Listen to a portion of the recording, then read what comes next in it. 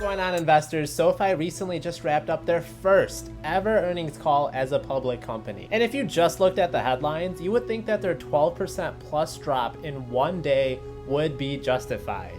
But I'm going to be taking a closer look at their earnings and tell you why I'm still very bullish on SoFi. For those that need a quick refresher, SoFi is becoming the one-stop shop for anything related to money right on your phone. They offer student loans, car loans, credit cards, savings accounts, a place to invest and buy stocks, cryptocurrency, home loans, and much, much more.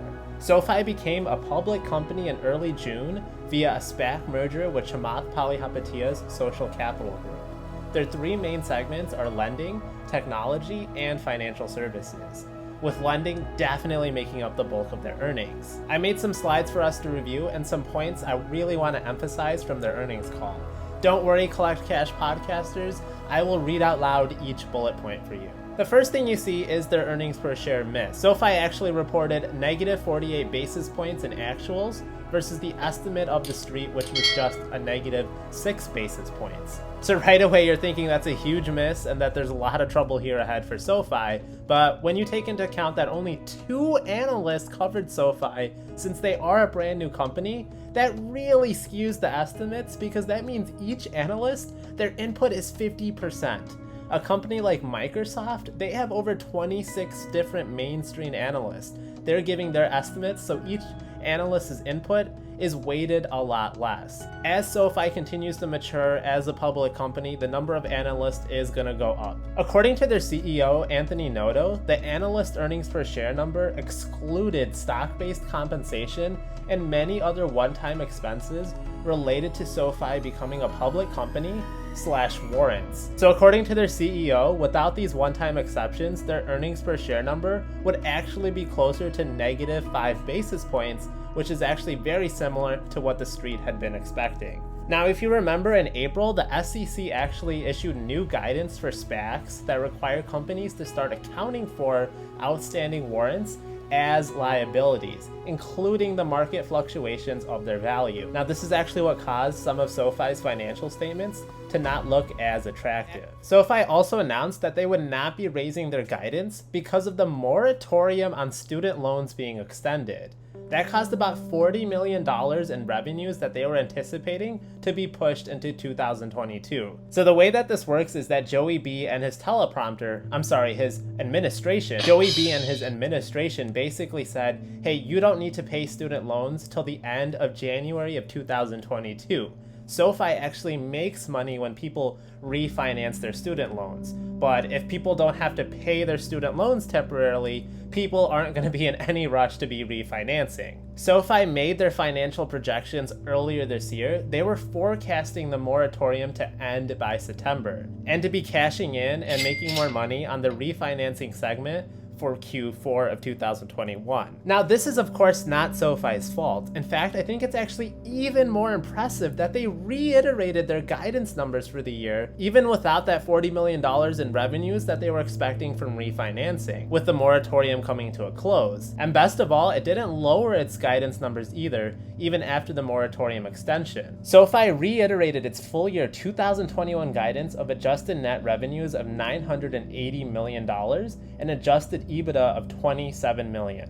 Analysts expect SoFi's revenue to come in at $982 million, so it definitely seems like both the street and the company are jiving together there. Their CEO also said that the demand for refinancing will come back in January 2022 when the moratorium will finally expire. Some additional updates about SoFi is that they're working on adding options trading and margin trading to its platform at a later to be determined date. SoFi is still also working with the OCC and Federal Reserve related to their purchase of Golden Pacific Bancorp, which means they're going to be getting a bank charter, and that means they get to do all of the legal Ponzi scheme stuff that banks are allowed to do, such as take deposits from customers and lend that money out as loans. Now again, lending out other people's money is totally okay if you have a bank charter, but if you and I try to do it, we would go to jail. As a result, this is a really long approval process as the US government really wants to vet you to make sure that you are qualified for them to be insuring deposits for. Again, a common theme that I keep seeing here is that many things are being delayed not because of anything that SoFi is doing wrong, but the government hurdles it has to keep jumping over and waiting for. You saw that in the moratorium being unexpectedly extended, and now the bank charter that SoFi was hoping to cash in on, that's also experiencing a few delays, none of which are on SoFi's end. SoFi is also looking to expand heavily into international markets as well. Now, they believe because they are a digital company that they can go international much faster than their competitors. Let's talk about their technology platform, Galileo, and why it just continues to boom. So their acquisition of Galileo, which if you don't know what that is, it's sort of like the Amazon Web Services of the fintech sector. They provide APIs or application programming interfaces, which is the software that allows applications to be able to talk to each other. That's what allows fintech companies to easily create bank accounts and issue physical and virtual credit cards, among many other services. SoFi actually acquired Galileo early last year because they were having difficulty finding tech companies that could provide them with the infrastructure that they were exactly looking for. So they decided to streamline the process themselves and acquire a banking-as-a-service ecosystem company. So Galileo, they actually get paid anytime someone swipes their card, does an ACH transfer, or an API call, which if you know anything about finance, that kind of happens literally every second. When SoFi acquired them last year, they had just 36 million accounts tied to their partners. Just a year and a half later, that number has now grown to 79 million accounts, and Galileo just continues to add new partners who are in turn grabbing more customers. They also had a tax benefit last year from the Galileo acquisition, which they were not able to use again this year, which is partly why their year-over-year net income doesn't look so great. SoFi used their first year with Galileo to position the business for future growth. So they've been investing really heavily to move operations from an on-premise environment to now being on the cloud. This caused SoFi to nearly double its headcount and expand into new geographical locations. As you know, research and development causes a significant increase in expenses and slows the growth contribution profit, which was up just 8% during the year. But hey, I would rather have SoFi reinvest in Galileo right now because I know it's definitely going to pay off in the future. Let's talk about what I really loved about SoFi's earnings report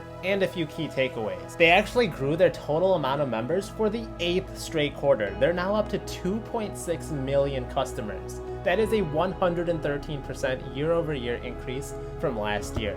Now, if those numbers went the other direction, if a newer company like SoFi was unable to get new customers, that would be a warning sign. That's when I would be getting worried, and that's when a 10% plus sell-off would maybe be justified. Another thing that I love about SoFi is that they have really cheap customer acquisition costs, meaning if you can get a person to use one of SoFi's products, chances are they might use another SoFi product. There are currently 3.7 million SoFi products being used, up 123% from the year before.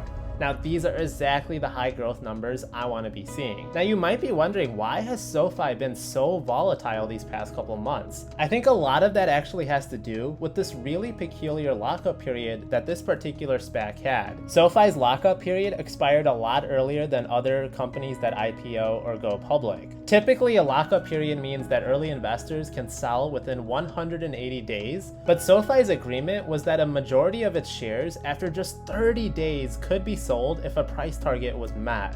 And that price target was easily met, and that means most of the insiders who owned the majority of SoFi shares, they were free to sell their shares to the open market, which obviously caused the price to go down. Plus, just being a SPAC and a newer company, that's just always prone to being more volatile.